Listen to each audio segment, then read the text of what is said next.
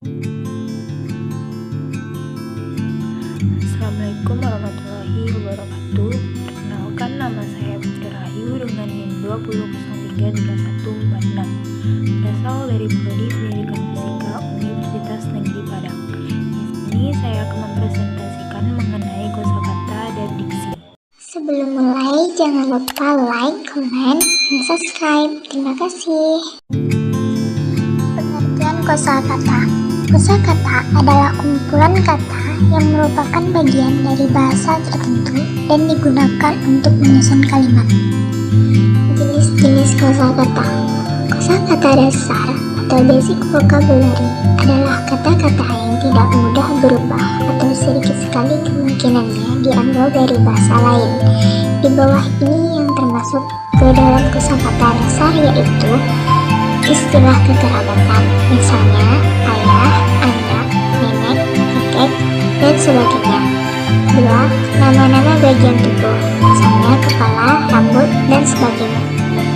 Yang ketiga, kata ganti, misalnya saya, kamu, dia, dan sebagainya. Yang keempat, kata bilangan. Yang kelima, kata kerja. 6. Kata keadaan, dan selanjutnya kosakata benda. Kosakata aktif dan kosakata pasif. Kosakata aktif ialah kosakata yang sering dipakai dalam berbicara atau menulis, sedangkan kosakata pasif ialah kosakata yang jarang bahkan tidak pernah dipakai, tetapi biasanya digunakan dalam istilah politisasi. Contoh kosakata aktif: bunga, matahari, angin, dan lain-lain. Contoh kosakata pasif: puspa, surya, kalbu, dan lain-lain. C. Bentukan kosakata baru. Kosakata baru ini muncul disebabkan adanya sumber dalam dan sumber luar bahasa. Sumber dalam diartikan sebagai kosakata swadaya bahasa Indonesia sendiri, sedangkan sumber luar merupakan sumber yang berasal dari kata-kata bahasa lain. Kosakata sumber luar ini meliputi pungutan dari bahasa daerah ataupun juga bahasa asing. D. Makna, denotasi, dan konotasi. Krida Laksana dalam tarikan memberi definisi mengenai makna denotasi, yaitu kata atau kelompok kata yang didasarkan pada penunjukan yang lugas pada sesuatu di luar bahasa atau yang didasarkan atas konvensi tertentu. Sifatnya objektif. Makna denotasi ini biasanya disebut juga dengan makna sebenarnya. Makna yang mengacu pada suatu referen tanpa ada makna embel-embel lain, bukan juga makna kiasan atau perumpamaan. Makna denotasi ini tidak menimbulkan interpretasi dari pendengar atau pembaca. Makna konotasi adalah makna yang timbul dari pendengar atau pembaca dalam menstimuli atau meresponnya. Dalam respon ini terkandung emosional dan evaluatif yang mengakibatkan munculnya nilai rasa terhadap penggunaan atau pemakaian bahasa atau kata-kata tersebut. Dalam pembagiannya, makna konotasi ini terbagi menjadi konotasi positif dan konotasi negatif. Konotasi positif yaitu konotasi yang mengandung nilai ras tinggi, baik, halus, sopan, dan sebagainya. Sedangkan yang dimaksud konotasi negatif adalah konotasi yang mengandung nilai rasa rendah, jelek, kasar, kotor, dan sebaliknya. E. Kosakata umum dan khusus.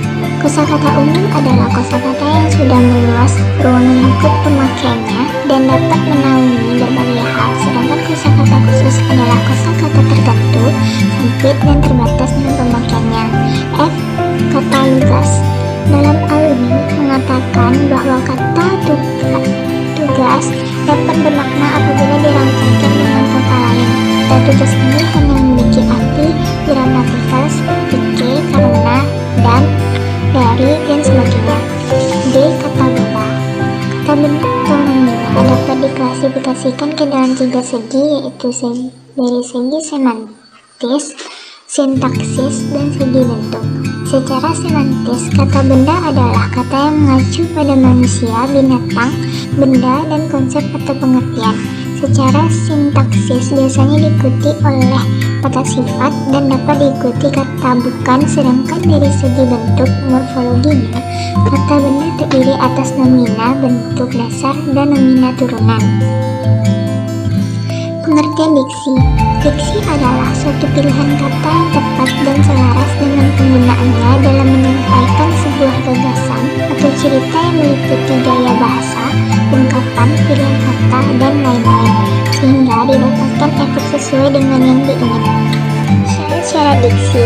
1. Ketepatan dalam melakukan pemilihan kata dalam menyampaikan suatu gagasan. Yang kedua, pengarang tersebut harus memiliki kemampuan untuk dapat membedakan secara tepat nuansa makna sesuai dengan gagasan yang ingin diutarakan dan kemampuan untuk menemukan bentuk yang sesuai dengan situasi serta nilai bagi pembaca.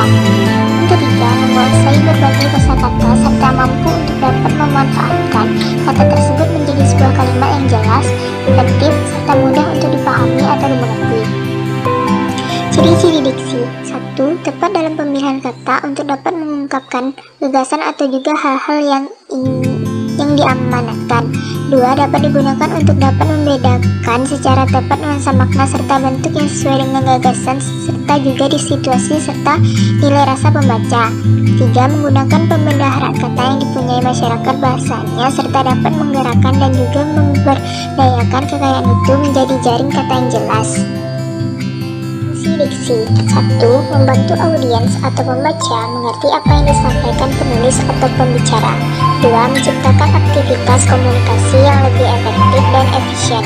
3. Menyampaikan gagasan atau ide yang tepat. 4. Menjadi lambang ekspresi yang ada pada suatu gagasan. Jadi sejenis diksi dan contohnya. Diksi berdasarkan maknanya. 1. Makna denotatif. Denotatif adalah makna yang sebenarnya dari suatu kata atau kalimat. Contohnya, Rian sering kerja keras untuk mendapatkan penghasilan yang lebih baik. Robi adalah seorang yang gemar membantu, dia disukai banyak orang. 2. Makna konotatif. Konotatif adalah kata atau kalimat yang memiliki arti bukan sebenarnya.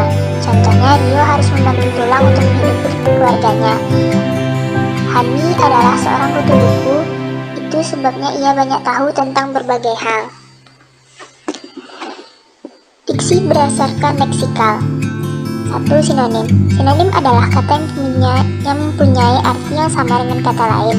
2. Antonim adalah kata yang memiliki arti berlawanan dengan kata lain. 3. Homonim adalah kata yang memiliki lafal dan ejaan yang sama namun artinya berbeda satu sama lain. Contohnya, 1 bulan itu terlihat bulat penuh malam ini. Semua karyawan mendapatkan gaji setiap bulan. Kata bulan pada kedua kalimat tersebut memiliki arti yang berbeda walaupun ejaan dan lafalnya sama. 4. Homofon. Homofon adalah kata yang memiliki ejaan dan makna yang berbeda namun lafal sama. Contoh, 1. Anton menabung uangnya di bank secara rutin. Bang Anton bekerja di perusahaan pembiayaan. Kata BANK dan BANJ pada kalimat di atas memiliki lafal yang sama namun ejaan dan maknanya berbeda. 5. Homograf. Homograf adalah kata yang memiliki lafal dan arti yang berbeda namun ejaan yang sama. Contoh, 1. Makanan favorit wanita itu adalah tahu goreng. 2. Wanita itu tidak tahu kalau hari ini libur. Kata tahu pada kalimat di atas ejaan yang sama tapi memiliki arti yang berbeda. 6. Polisemi. Polisemi adalah kata yang memiliki lebih dari satu arti. Contoh, para nasabah yang menabung di bank akan mendapat bunga setiap bulan. Andini adalah salah satu bunga desa yang paling cantik. Kata bunga pada kalimat di atas memiliki arti yang berbeda walaupun menggunakan kata yang sama. 7. Hipernim dan hiponim. Hipernim adalah kata yang dapat mewakili banyak kata lainnya, sedangkan hiponim adalah kata yang dapat terwakili oleh kata hipernim. Contoh hipernim dan hiponim. Binatang liar merupakan hiponim, sedangkan kata hiponim gajah, singa, buaya, rusa, kuda, dan lain-lain. Persyaratan dalam ketepatan diksi. Menurut Boris Karloff, ada beberapa syarat dalam ketepatan diksi, di antaranya 1. Penggunaan kata konotasi dan denotasi secara cermat. 2. Penggunaan kata sinonim atau hampir sama maknanya secara cermat. 3. Dapat membedakan kata-kata yang memiliki ejaan yang mirip. 4. 4. Penggunaan kata kerja pada kata depan harus secara idiomatis. 5. Harus dapat membedakan kata khusus dan umum dalam tulisan atau pidato agar ketepatan diksi terjamin. 6. Memperhatikan pemilihan kata yang tepat secara berkelanjutan dalam satu tulisan ataupun pidato. Baiklah, sekian video presentasi dari saya. Apabila ada kesalahan, mohon dimaafkan. Wassalamualaikum warahmatullahi wabarakatuh.